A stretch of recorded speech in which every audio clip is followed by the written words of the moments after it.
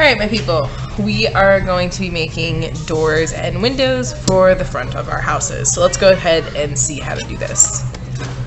So, first of all, we're going to start with the door. So if on your paper you chose to have details around the edge of your door, we're going to go ahead and see how to do that now. So I'm using the smaller of the two sizes of paper that we have, the smallest one, and I'm going to go ahead and just fold that in half now. And then I'm going to be cutting out a border out of what I folded in half.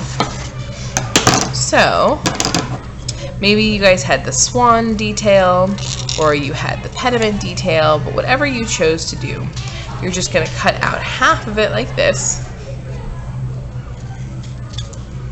And then you'll come up, cut a line into it, and then cut straight over for the actual door.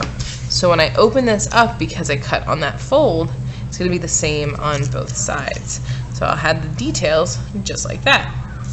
Now, what I'm going to do is I'm going to put this paper, this is my door color, I'm going to put this under here. Now wait a second, my door's too big. So I'm going to scoot this down. I can get myself like a little line. I'm going to just use my helper hand. I'm going to draw a little line right here where it's going to go. Right there I have my small line. And now I'm going to cut it just a little bit above that line, just like that. So now my door is all ready to go with my pediment. Then I can take my house and I can make sure, I want to make sure that it's all glued down directly to the bottom and they're all layered on top of each other. Then I can take my hole punch and maybe with my extra paper, I'm going to hole punch a detail. So it's important when you're using a hole puncher that you actually make sure you put the paper underneath this tongue. So I'm going to put the paper in just like that, under the tongue. Press down. And then I'm going to really, oop, there were a bunch of them in there. Well, I have options now for my doorknob, but I'm still going to go with my gray one. Make sure if there were a lot in there that you just, and they fell out, that you just throw them in the trash. Take that, just like that, and there you go. I have my door. Now let's talk about those windows. Let's talk about those windows. So we're going to use a really similar technique called exploding, just like we have right here with the bricks. So I'm going to take that, move this out of the way so we don't get confused. And this is our larger size paper. I'm going to fold it in half, pinch, pinch, pinch, and then I'm going to open it up. I'm going to fold it hot dog style now, so I originally folded it hamburger style. And now I'm just going to go ahead and cut those windows apart. So right on those folds, right there, I'm going to cut that window apart. And so now I'm left with 4 pretty big sized windows. So I can come here and I'm going to go, well, this window is almost as big as my door. So is that something that I want to use? So I have to make a choice. Do I want to use this window? And I apologize if our video just got frozen. Is that the size that I want?